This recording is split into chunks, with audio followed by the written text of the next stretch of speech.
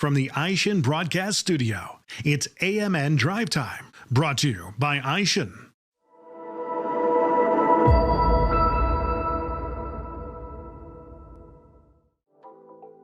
AMN Drivetime is sponsored by Aishin, your trusted and reliable source for aftermarket automotive components and technology. Visit AishinAftermarket.com for more information.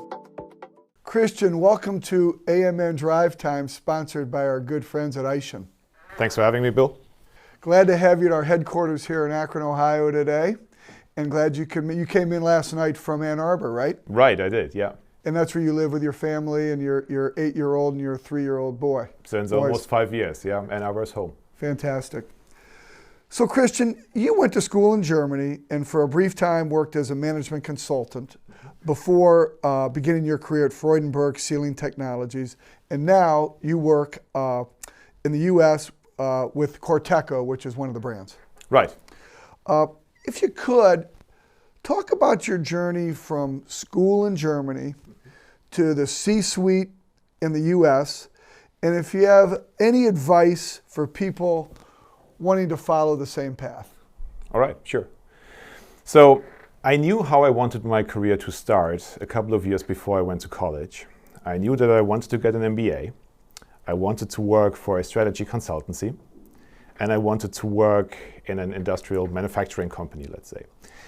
I wanted to get the MBA because it opens up so many possibilities for what you can do, the functions that you can work in, for example, right? You can work in supply chain, or in operations, or in sales, or in marketing.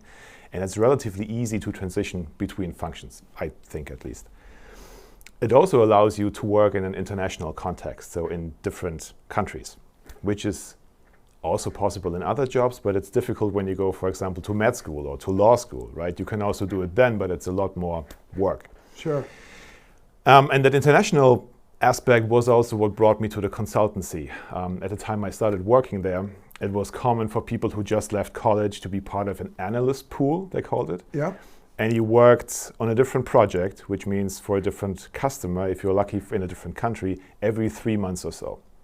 So I worked for a pulp and paper company in Sweden, for a chemical plant in Belgium, for a bank in Kuwait, for a private equity company in Istanbul, Turkey. Wow. So I had my office in Munich, Germany, which is Germany's most beautiful city, without a doubt. But I was never there. Still, I loved it a lot. I liked everything about consulting.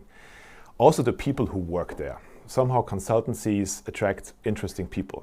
And I talked to a colleague of mine after a while. He was there way longer than I had been. And I said, why do you still stick around? Why are you still here? And he said, nobody here is stupid. Nobody here is boring. And I thought, okay, that's not a bad reason, right? And to this day, where I work, who I work with, and what I work on is still very important to me. And on one of those projects, the one in Belgium actually, I became friends with another consultant, and we had the same plan for how we wanted the next years to be. We both had agreed that we didn't want to be consultants until the end of our work life. Right. My reason was that at some point, the lifestyle that I enjoyed a lot when I was 24 is difficult to combine with a family. You can do it, there are people who do it, but I wanted to be a dad who was there, who had a connection to his kids. I wanted to see my kids growing up. So I said, I do this a couple of years. I learn how they work. I learn the tools they use, because I thought it could be beneficial in life, let's say. But then there needs to be something else. And that something else for me was to work as a board assistant in a manufacturing company. And my colleague had the same plan. He left the consultancy and joined Freudenberg, a company that I had never heard of until then. And it was about a year or year and a half after, I was backpacking through Tasmania, out of all places. Just on a vacation? Just on a vacation. Okay. And I was lucky to be in an area that had cell phone reception, that he called and said, remember that company that I joined? A job that I think you would like is becoming available here. Why don't you apply? I said, okay, I'll do that. So I applied. I went to Weinheim, Germany, where the Freudenberg headquarters is, talked to the board of management, at that time of Freudenberg-NOK Sealing Technologies, which is terribly difficult to pronounce for anyone who doesn't speak German. Left the place after an hour or so. I knew this is it. This is where I want to work. Wow. So I left the consultancy, joined Freudenberg, spent the first 2 years as a board assistant, which, regarding the type of work that I did, was very similar to the work as I did as a consultant. I worked on projects, mainly strategy projects, sales projects. And after that, I've had 4 or 5 positions right now within Freudenberg, usually within sales organizations, usually general management positions. But I also ran one of our development and production plants for 3 years, just I wanted to see the other side. And in terms of advice, since it was part of your question, for somebody who maybe is also in a similar position at the end of college or so, I believe network is tremendously important. If I had not known that colleague who went to Freudenberg, Right. I would not be where I am today. As long as there's a chance to improve your network, work on your network. Yep. And I'm not a good networker by nature, but I'm absolutely convinced it's something you can learn. It's a skill, like riding a bike. If you want to learn to network, you can learn that. And the other aspect is, I believe being a jack of all trades is more helpful than being the master of one certain thing if you want to become a CEO. When you look at most CEOs, they're not the best accountants, they have a CFO for that. They're not the experts in network system architecture, they have a CIO for that. Yep. But they're generalists, right? Yep, they see they the are. big picture, they know enough about every subject to ask the right questions. Yep. And in the end, the generalist runs the show. Yep. I also believe it's way more fun. So when I think about my own workday, I like to be in different topics. Right. At 7 this morning, I had a meeting about market development in India. After that, we talked about a warehouse project in the UK. After our discussion, I will talk with the VP of sourcing about a sourcing project that we're on. I like to switch between subjects. Right. And that's better in a general management position. Sure. So did you when you moved to the US, did you come here with your family, or did that all happen when you got to the US? No, we moved here all together, Okay, got 2019, Okay. for a job in the general industry side of our business. Yep. And I did that for roughly 3 years. And then the position that I have today, which is leading our independent aftermarket operations, became available. And that's what I do now. And here you are. Yep. So, Christian, tell us a bit about Corteco, about what Corteco encompasses in the US and how it differs from other markets, even other aftermarket suppliers. Yeah, sure. If you want to understand Corteco, it helps to understand Freudenberg, and maybe I start with that. Okay. So Freudenberg is a highly diversified company. Let me give you a few examples of what we make. We make, for example, household and cleaning products, things you would use to clean your kitchen or your living room. We make seals, everything from tiny little seals that go into dental drills up to seals that are so big that you can stand inside the seal and they go into tunnel boring machines, for example. Goodness. And everything in between. We make vibration control parts, so engine mounts, for example, that ensure that the internal combustion engine in your car doesn't make the whole car vibrate and noisy. But we also make batteries and fuel cells for heavy-duty applications, so think buses or cruise ships. So a very diversified product line that Freudenberg offers. Right. And within Freudenberg, there's one business group called Freudenberg Sealing Technologies, and that's the group that makes seals. Yep. As far as I know, we're the world's biggest seal manufacturer, and there are 2 worlds within the Freudenberg universe. One is the automotive world, and a small part of the automotive world is the independent automotive aftermarket, and that's Yep. where Corteco comes into play. Yep. So Freudenberg Sealing Technologies, short FST, services the independent aftermarket through 2 brands. One is Corteco, which is our specialist for general repair. So we sell seals, vibration control parts, cabin air filters, to end users for general repair and service demands. And then we have Transtech, also part of Freudenberg, which is our specialist for everything transmission repair and hydraulic power steering repair.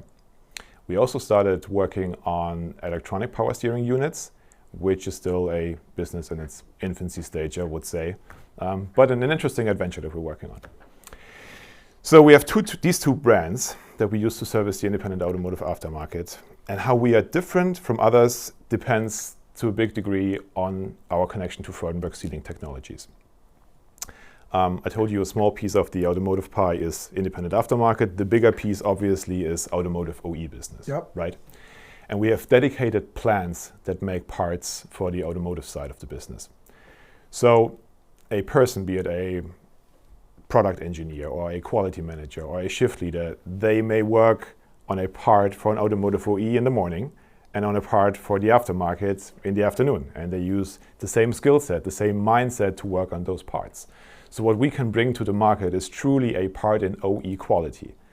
We're not a repacker. There are plenty of repackers out there, and there's nothing wrong with that, right? They take parts from supplier A today, supplier B tomorrow, put them in a nice box.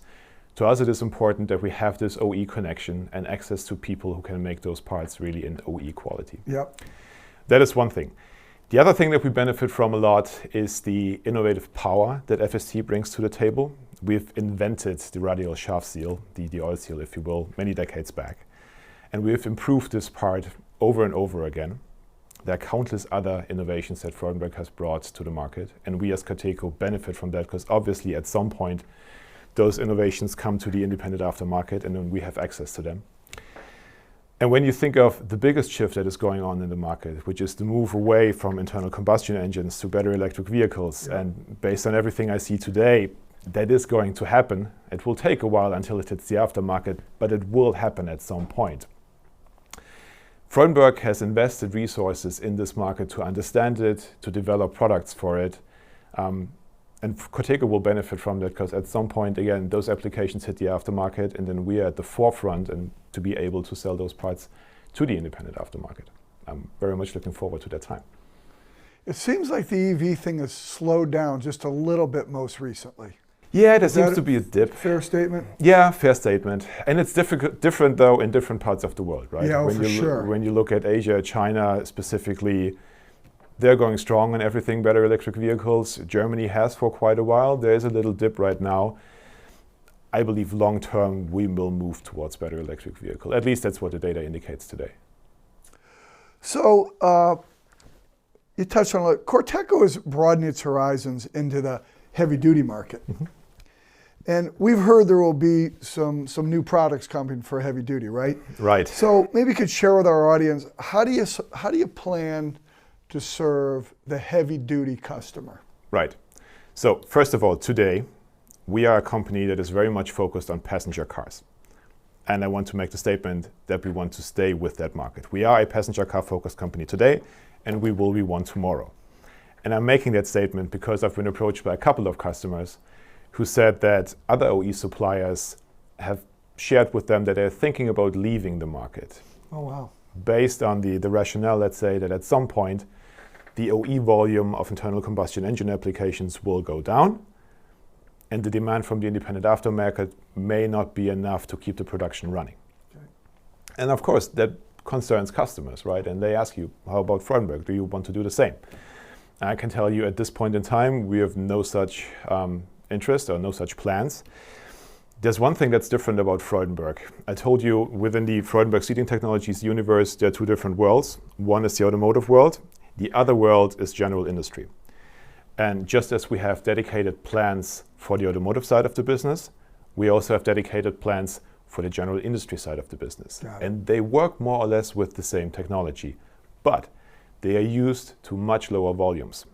So even if really at some point an automotive plant will tell me we cannot make that part anymore, I could bring it to a general industry plant and say, could you please manufacture that? So that opens possibilities, right? Sure. But yes, to come back to your question, we are going into heavy duty, which is super exciting for us. We're absolutely convinced that heavy duty is a growth market for us, also here in North America.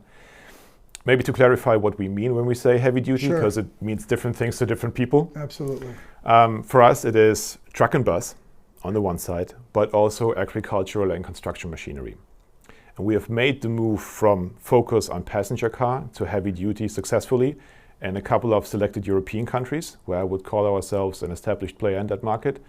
We're not there yet in the US. We're still working on that. We've taken a few baby steps. We think we understand the market by now, but we're definitely still willing to broaden our distribution network.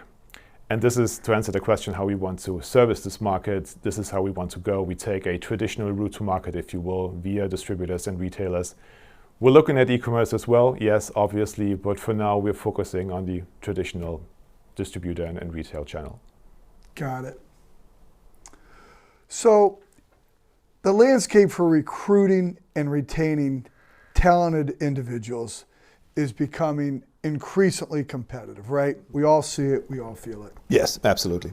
What does Corteco do to attract and retain the right team members? Good question, Bill. So many people or many companies say our people are our most important assets. And I think that sometimes sounds a bit cheesy. Yep. And whenever I have a chance, I ask, so what do you do? Right. What makes you special from other companies? Sure. And obviously I also reflect on Freudenberg, on Corteco. What do we do? And there are a couple of things that come to mind. Freudenberg is a family company. We are 175 years old. And the person who founded the company was Karl Johann Freudenberg. And he at some point in 1881 sat down and wrote down business principles. And those business principles are still with us today. We call them guiding principles. They have been slightly tweaked just to reflect changes in time, let's say. But at the very core, they're still what this man in 1881 wrote down. And there's a business principle or a guiding principle on value for customer. There's one on innovation. There's one on people. There's one on leadership. And regarding leadership, Karl Johann at the day said, it is better to trust 100 times at the risk of being taken in than to unjustly mistrust even once. And I believe that tells you something about how this man thought about people, his general attitude towards human beings and how we should interact. And to this day, it has an influence on how we share responsibility in the company, the level of entrepreneurship that we allow people to work with. I always like the idea of having my own company at some point. I have a great respect for entrepreneurs. Hasn't happened yet. Maybe at some point it will. We will see. But working for Freudenberg sometimes feels like you work in your own company because you do have a lot of freedom to do things, to create new ideas, let's say, to put things into reality. This, I believe, sets us apart from many other companies. We invest a lot in helping our associates to progress. We have apprenticeships, we have mentorship programs. We do a lot in terms of training and development. I, for example, will join a group of Freudenberg people starting in October for a leadership seminar at a top-notch European university.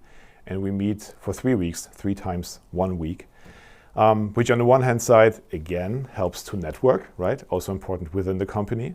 But it also broadens your horizon and helps you to think differently about leadership. And then lastly, we have a very rigorous talent management process within the company. And that process allows every employee to talk to his or her manager at least twice a year and talk about how he or she is doing, what went well, what did not went so well, could you use development measures, what are you thinking of, what could help, etc. We have a software to make sure that it all flows the right way and every box is ticked and you can report it. But even without that, it has become part of our culture. It's what we do. And this process allows every employee, if they perform well, to get on the radar of our group CEO in Weinheim. So I recall a couple of years back, 6, 7, I don't know, I received an invitation from Mosen Zoe, the Freudenberg CEO. I don't recall what the subject line said. Half an hour. And I called my HR manager and I said, what's that about? Did it make me nervous? Yes, a little. So I said, is this a review meeting? What do I need to prepare? Is there a set of slides or how do we work through this? And he said, it's not a review meeting. It has nothing to do with slides. It's just about you. He wants to get to know you. Okay. So the day came, I went to the meeting and I said, Mosen, thank you for taking the time. I really appreciate that. And he said, I take great pride in knowing most of our top talents personally. I said, wow, so this man has a lot on his plate, right? He runs a company with tens of thousands of employees, dozens of locations all around the world. He has bigger fish to fry than to talk to me. And yet he took the time to do it. And I believe that tells you something about how we view people and that we don't just say people are our most important assets, but we live that. We really value the people who work with and for Freudenberg. So 174 years old. 5. 175, I thought you said 4. So 175 years old. In the United States, there are fewer than 1,000 companies that are 100 years old. Wow, interesting. I didn't know that. I don't know about Germany, but that's a pretty rare thing to be 175 years old. Yes. Pretty impressive. Absolutely. Absolutely. And I think that you don't stick around for that long if you don't treat your people well. You don't. And the thing about, trusting people, I'm reminded of the phrase, I'd rather be the guy that bought the Brooklyn Bridge than the guy who sold the Brooklyn Bridge, right? You're the guy that trusted versus the guy who was trying to put one over on you, right? Yeah, absolutely. So you've had some terrific recent growth. What's the catalyst behind the recent growth, and what's your outlook? I know it's only summer of 24 as we're speaking here, but what's your outlook for 2025? How do things feel to you guys? Right. So 23 has been a really good year for us. 23 was our record year. And we feel that 24 in terms of top line could be even stronger than 23 was.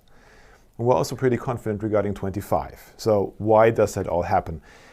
First of all, our core markets are pretty stable. Hydraulic power steering seems to be leaving the market. That's not a new development, it's just a technology leaving. But other than that, I would say our core markets are stable. Vehicles and operations are still stable. On top of that, we're adding new products to our portfolio. Accumulators would be one example, also produced by Freudenberg. And we're going into new markets. And obviously that helps growing the top line, right? And regarding new markets, we've talked already about heavy duty, Yeah. which is super important to us. But I can share exclusively today with you and your listeners, I've never talked about this openly before. Okay. Corteco will go into the marine market. So we will offer seals and at some point seal kits for recreational marine applications, primarily outboarders. Okay. And all of that, bringing new products to our portfolio, going into new markets, helps growing the top line. We're very confident regarding 25.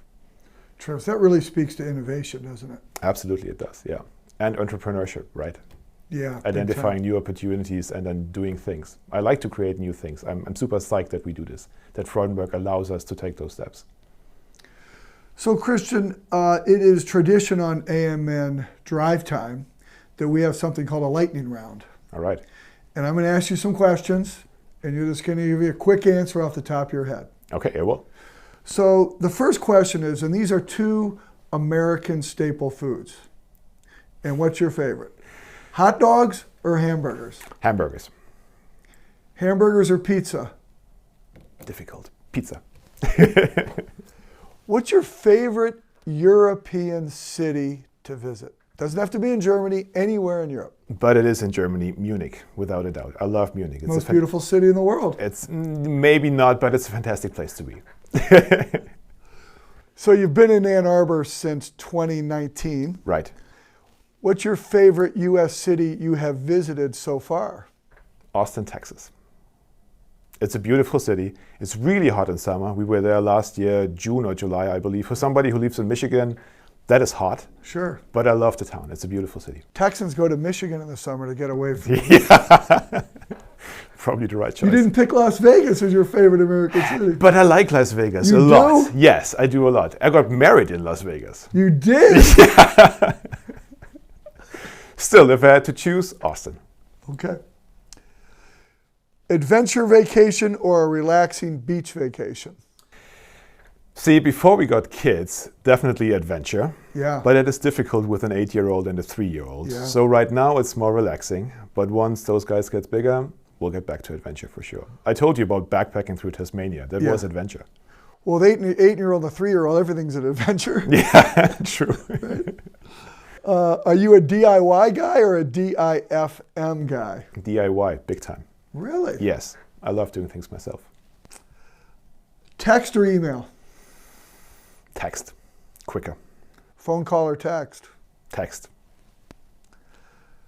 Would you prefer to listen to a podcast or read a book? Yeah, I'm aware that I'm talking to a podcast host. It's okay. I'm a visual learner. For me, it's books. Christian, great to have you on AMN Drive Time, sponsored by Eischen. Thank you, Bill. This was fun.